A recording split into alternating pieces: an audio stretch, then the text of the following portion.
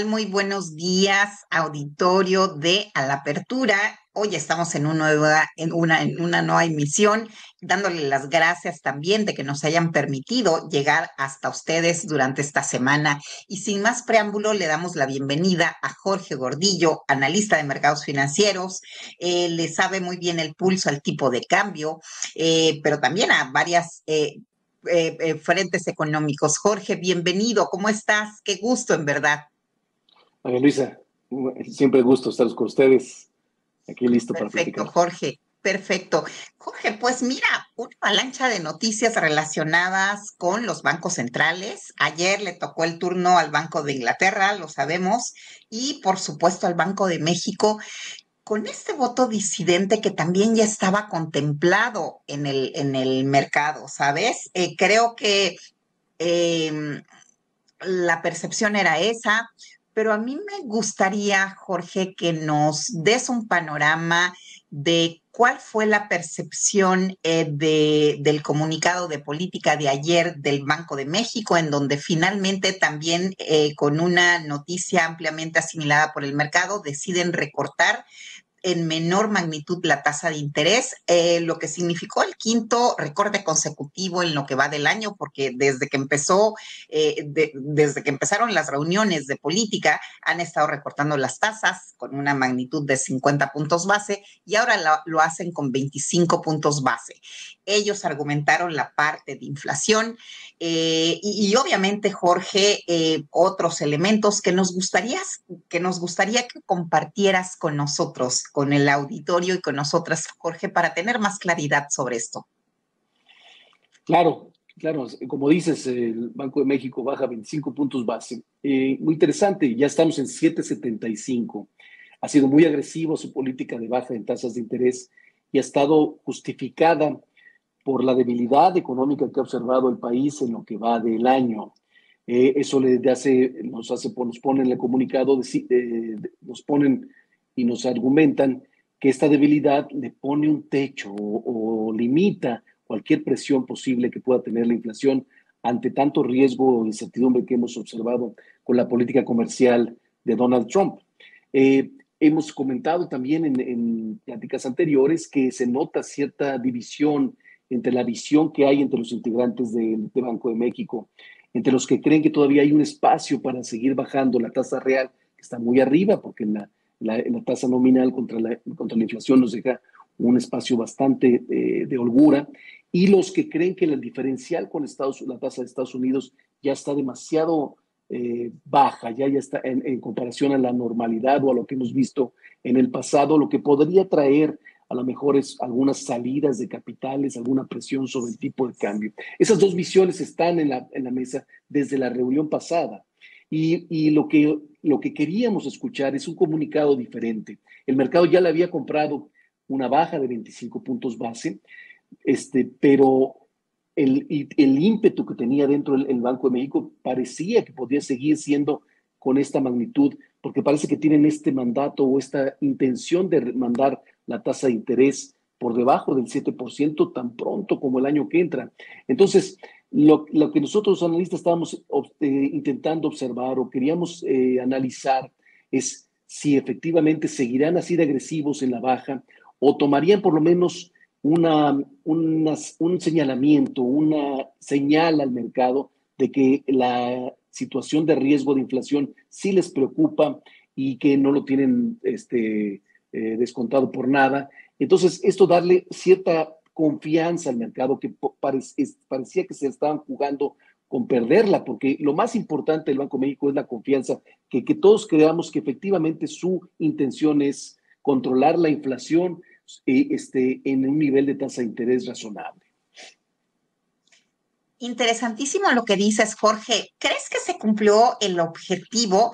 Porque hicieron mucho hincapié, al menos en el comunicado, independientemente de los entretelones, porque sabíamos también que era una reunión de política no tan tersa, pero no sé si se cumplió el objetivo. Como tú dices, estaba ya descontado el recorte, un recorte menor, pero un recorte.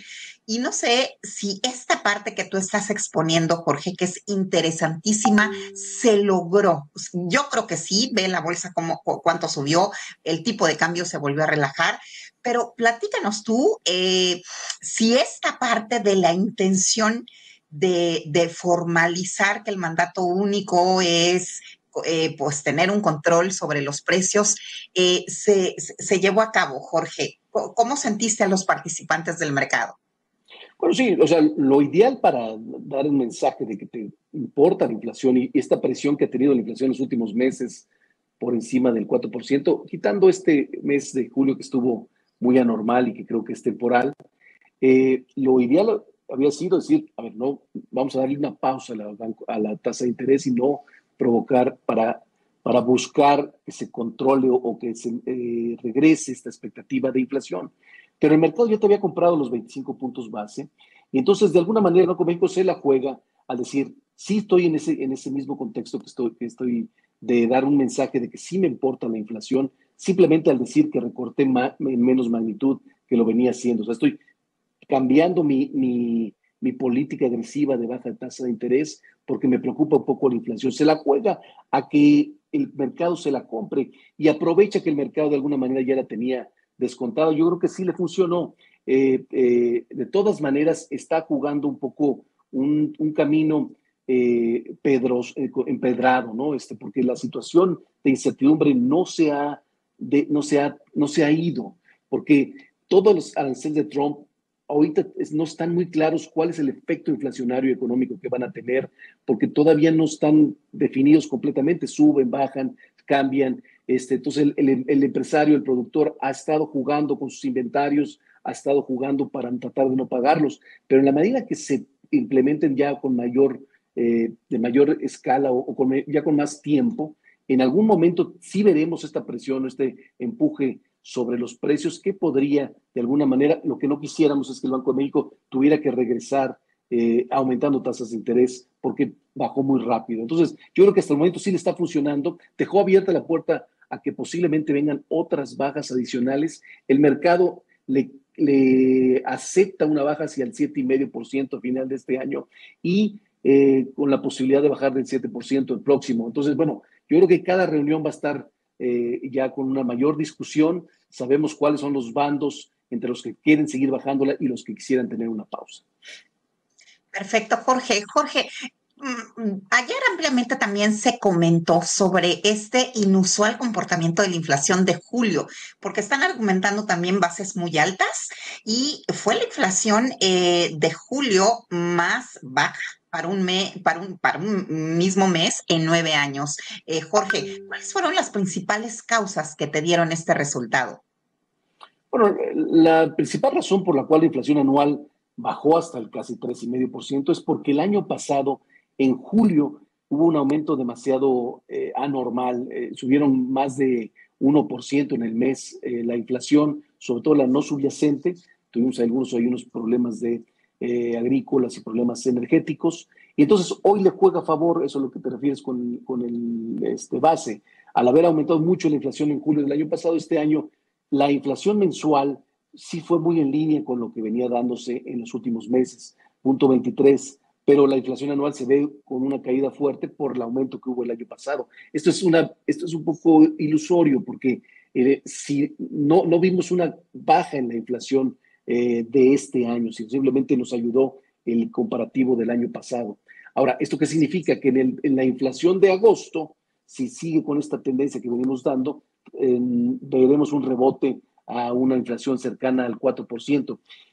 La inflación subyacente, que es la que excluye todos los precios que no tienen que ver con la economía nacional y que no tenemos nosotros injerencia, como son los agrícolas y los energéticos, esta inflación sí fundamental todavía sigue arriba del 4%, 4,23%, y creemos que va a estar muy cercana a esos niveles todavía por lo que resta del año. La debilidad económica sí nos ha ayudado a contenerla, pero toda esa incertidumbre de aranceles y este desorden de cadenas productivas nos ha impedido también bajarla a los niveles que estuviera más cómodo el Banco de México. Perfecto. Jorge, muy buenos días. Me sumo a la conversación, querido Jorge, porque no me puedo perder la oportunidad de saludarte. Me gustaría que nos platicaras un poquito sobre esta debilidad que se ve en la economía y cómo observas el comportamiento de las empresas del mercado de valores en medio de esta debilidad, querido Jorge. Hola, Claudia. Bueno, Hola. sí, lo que pasa, lo que hemos observado es que todo tenía en contra la economía mexicana al inicio de año, tenía muchos riesgos de una posibilidad incluso recesiva, ¿no? Ese primer año de gobierno, toda esta incertidumbre de aranceles, el cambio constitucional en el Poder Judicial ha generado algo de desconcierto o desconfianza de los inversionistas. Todo estaba jugándole un poco en contra de la economía.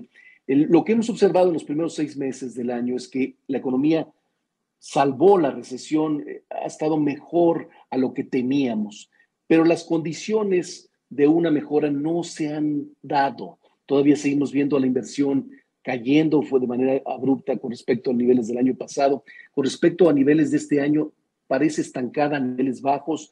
El consumo igual ha tenido un comportamiento bastante con poca dinámica, y esto te hace pensar o nos hace predecir que la segunda mitad de año pues seguirá siendo bastante débil o por lo menos estancada, luciendo una economía estancada por los siguientes 6 meses, lo que significa que el crecimiento de la economía mexicana seguirá bajo, cercano al 0.5%, quizá con una mejor perspectiva de la que teníamos hace 3 meses, pero todavía a niveles, un crecimiento mucho menor al de los años anteriores, y sin la falta del driver que nos quisiéramos, o el empuje o el motor que quisiéramos para observar un rebote en los siguientes años. Tenemos la esperanza que una buena renegociación o revisión del TEMEC, una buena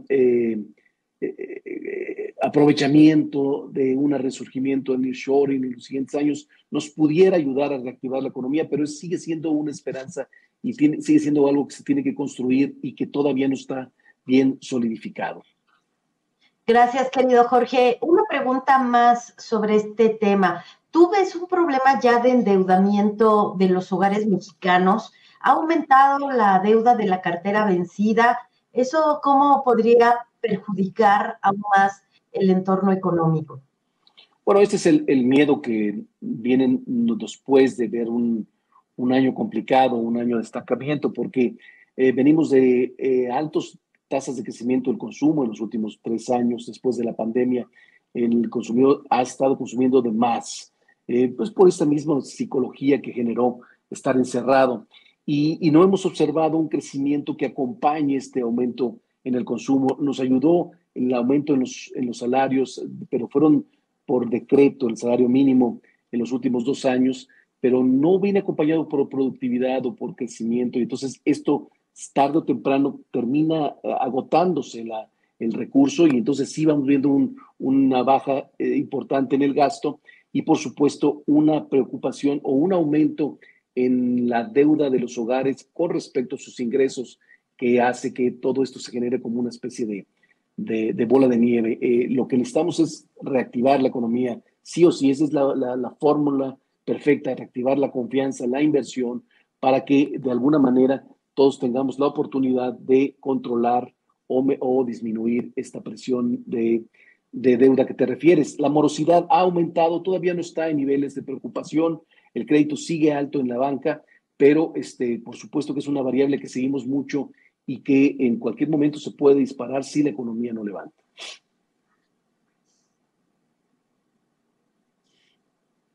Tu micrófono, Clau.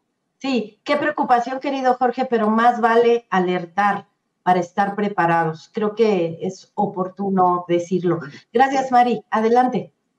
Gracias. Jorge, fíjate que tomando en cuenta lo que te exponía Clau, muy interesante de esta parte del índice de morosidad, de los pocos grupos financieros que tienen un acercamiento con la prensa, inclusive antes de los inversionistas, es Grupo Financiero Banorte. Siempre dan una conferencia muy puntual y efectivamente reconocían este incremento en la tasa de interés, pero lo que le entendía al CEO de Banorte es que va acompañado de reservas. es decir, de reservas preventivas, no necesariamente, sabes, de manera paralela, pero sí se contempla. Aquí la pregunta es qué tanto te sube el costo del crédito, por llamarlo de alguna manera, y entonces, ¿cómo queda el balance de si el Banco de México te está recortando la tasa, aun cuando su repercusión vaya a ser en 6 meses, si los bancos están haciendo más provisiones por este temor que tú dices fundado de que no se les dispare la cartera morosa? No, creo que lo planteas muy bien, efectivamente. O sea, por un lado, la baja en la tasa de interés te ayuda a estimular el crédito y por el otro lado, la preocupación de una morosidad te provoca ser más cauto en esta situación. Normalmente quien se ve más perjudicado en estos temas es la tasa, el crédito en consumo, la tasa de la tarjeta de crédito, son donde más se ve reflejado alguna cautela por parte del banco en estos rubros. Yo creo que todavía estamos observando, este es un indicador un poco retrasado en los indicadores económicos. O sea, todavía estamos observando crecimientos bastante favorables en el crédito, estamos observando ciertos repuntes en la morosidad, todavía no preocupantes, pero lo que nos preocupa es el camino que va la economía. Que sea lo menos temporal posible. Si está mal, si esto es un mal año, entonces no va a pasar nada. La economía va a poder reactivarse y volverse a enderezar en los temas de crédito. Pero si este bajo crecimiento continúa por varios años, entonces sí terminará afectándonos a todos y, por supuesto, en el costo del crédito de todos nosotros, ¿no? Totalmente. Porque es